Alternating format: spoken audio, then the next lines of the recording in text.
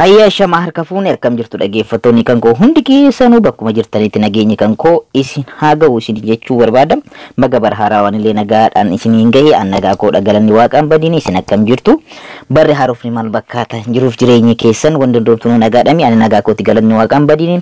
Har'as akkuma beekamaan dura beekamu wantoota isin fayyada jedhee yaadee tokko irraa isinii qabadhee dhiyaadha. Har'a wanni qabadhee isiniif dhiyaadhe of eeggannoo yeroo bilbila keessanitti fayyadamtan godhuu qabdan irraa akkanumallee furmaata isaa wajjin waan tokko qabadhee isiniif dhiyaadhee jira jechaadha.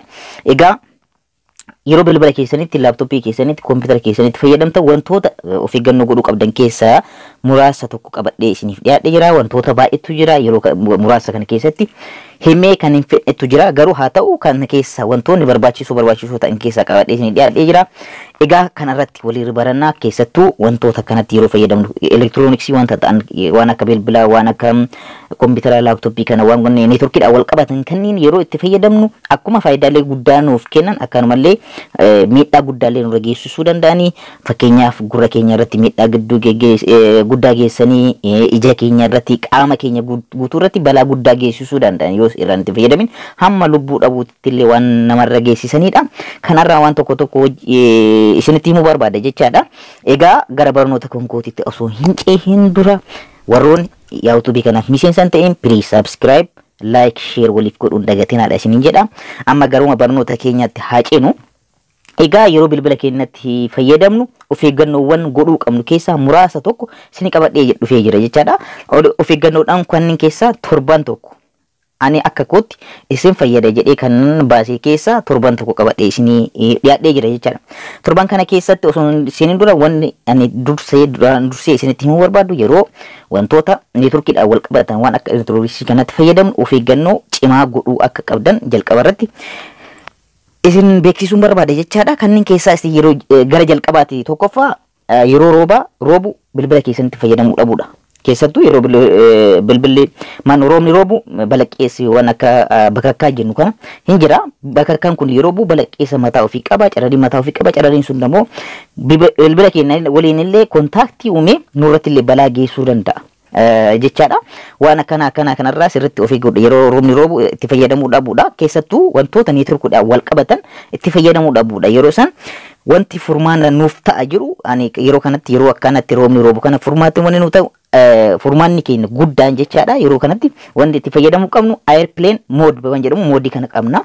Wannaa keenya kompiitara irraas ta'ee wantoota adda addaa akkanuma moobaayila keenya keessatti illee wanti kun hin jira waan ta'eef isarra goone yoo barbaanne muuziqaas yoo barbaanne immoo geemii adda addaa taphachuu dandeenya. Garuu wantoota neetworkiidhaan wal qabatan itti fayyadamuun keenya barbaachisaa miti jechaadha. Bu'aa nuuf hin qabu miidhaa nuuf qaba jechaadha. Roobni sun bakakkaan buusuun gara keenyatti illee qaama keenya irratti illee wantoonni as keessa jiran wantoota sanii wal qunnamtii qabanidha. Wanta inni elektirooniksii keessa jiran keessattuu wantoota akkasitti harkisuuf danda'a waan ta'eef qaama keenya irratti miidhaa guddaa ni geessa jechaadha. Kanaaf itti fayyadamuu dhabuudha.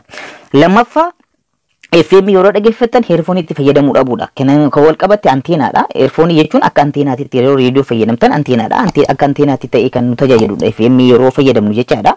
Kanaafiyyuu yeroo kana heerfoonii itti fayyadamuu dhabuudha. Heerfooniin kunillee gara keenyatti bakakkaasan waan akka balaqqeessaa san waan akkasiisan qaama keenya irratti illee gurra keenya keessa goona waan ta'eef yeroo san gara keenyatti harkisee sagaleen taane nuuf kennuudhaaf qaama keenya narvii keenya miidhuu ni danda'a jechaadha. Kanaaf of eeggannoo irraa gochuu qabna jechaadha.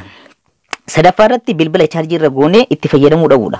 Kanaan kan wal qabate yeroo baay'ee namoonni tokko chaarjiin jala dhumeera wayloo ta'eera jedhamee bilbilli chaarjii irra kaayaniitu osoo chaarjii irra jiru bilbila nama tokkoof bilbilanii akkanumallee daataallee itti fayyadamanii waayifii adda addaa itti fayyadamanii wanta adda addaatti itti fayyadamu jechaadha. Yeroo kana immoo bilbilli matumsa isaatiiyyuu yeroo san chaarjii goonu elektirikaa fi wanti inni baasu wayinii immoo wanti inni balaqqeessisu ifni sun baay'ee cimaadha jechaadha. Kanarraa kan ka'e gurra keenya irratti illee bilbilli sun dhoowwuu danda'a. Sadarkaa sanillee gahuu danda'a. Baatiriin isaas dhoowwuu danda'a. Qaama keenya illee balaa guddaa gahuu ni danda'a jechaadha. Kanaafuu itti fayyadamuu dhabuudha.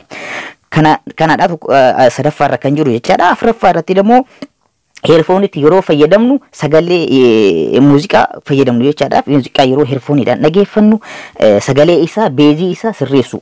Kana kan wal qabate maalinni yeroo heerfooniidhaan amma sadarkaa amma biyyoolessatti qophaa'an kunniin kan of eeggannoo barbaadan jiru informe wannan gad bu'aa ta'an jechaadha. Earfooniin gad bu'aa ta'an earfoonota sanitti illee fayyadamuu dhabuudha. Earfoonota saniin yoo itti fayyadamne ta'e immoo quality isaa wayin beezii isaa sirriitti sirreessuudha. Sagalee furdaa akka qabatu sagaleen qal'aan sirriitti gurra keenya keessa miidhaa guddaa geessuudhaan sadarkaa gurri keenya dhagahuullee dadhabaa deema. Lammaffaa haga nuu duuchuutitti illee gahuu danda'a waan ta'eef kanallee itti fayyadamuu hin qabnu jechuudha. Kanan kan wal qabatee shanaffaa irratti immoo bakkoota magnetic field wanta ta'an bakka magneetiin jiru bilbila keenyatti fayyadamuu dhabuudha yookaan kaayuu dhabuu. Keessattuu wanta kanaan kan wal qabatee magneetiidhaan guguddaa ta'an magneetii qaba bilbili kan kennas kompiitarri wanta kana magneetii mataa ofii ni qabanii magneetiin sun humna cimaa waan qabuuf wantoota kanneen ofitti harkisuudhaan qaama keenya irratti illee balaa guddaa geessisuu waan danda'uuf bakka magneetiin jirutti illee bilbila kaawuun yookaan itti fayyadamuun barbaachisaa miti jechaadha. Kanaan sirriitti of eeggannoo akka gootanidha. Jaffaa irratti immoo yeroo baatiriin bilbila keenyaa dhume yookaan loojoo jedhee itti fayyadamuu dhiisuudha. Baatiriin keessa yeroo dhumu baatiriin dhume sun gatii of itti fayyadama waan dhabeefi wanni balaqqisiisu wanni keessa isaatiif paaworiin bahu sun cimaadha. Yeroo kana baatiriin keenya moobaayilii keenya sirriitti ho'a. Ho'iinsi sun immoo qaama keenya irratti balaa guddaa geessisa jechaadha. Kanaaf sirriitti yeroo sanillee itti fayyadamuu dhabuudha. Yeroo san bilbila keessan chaarjii irra kaa'uudha. Chaarjii irra illee yoo keessan hamma chaarjiin keessan fuul ta'utti itti fayyadamuu dhabuudha jechaadha. Torbaffaa irratti kan qabadhee isinii dhiyaadhee bilbila yeroo itti fayyadamtan yeroo baay'eedhaaf bilbila ilaaluu dhabuudha. Keessattuu brightness yookaan ifni bilbila keenyaa kun baay'ee ija keenya leensii ija keenyaa irratti balaa cimaa geessa waan ta'eef keessattuu yoo argitanii jiraattan namni tokko hundumti keessanuu bilbilatti fayyadamtu waan ta'eef bilbilatti yeroo fayyadamtan yeroo baay'ee yoo bilbila keessan irratti wantoota adda addaa muuziqaa ta'uu diraamaa ta'uu danda'a wanta adda addaa feesbuukii maal kanatti yeroo fayyadamtan yeroo baay'eedhaaf yoo irra ka turtan ta'e iji keessan akka tokko ta'a. Kana jechuun ni diimata. Ni diimataa sadarkaa laaluullee dadhabuu irra gaha diimateellee gara nama dhukkubuutti nu booyoo waan akkasii fida. Kanarraa ilaalchi leensiin ija keenyallee wanta laaluu qabdu san muraasa ta'aa deema.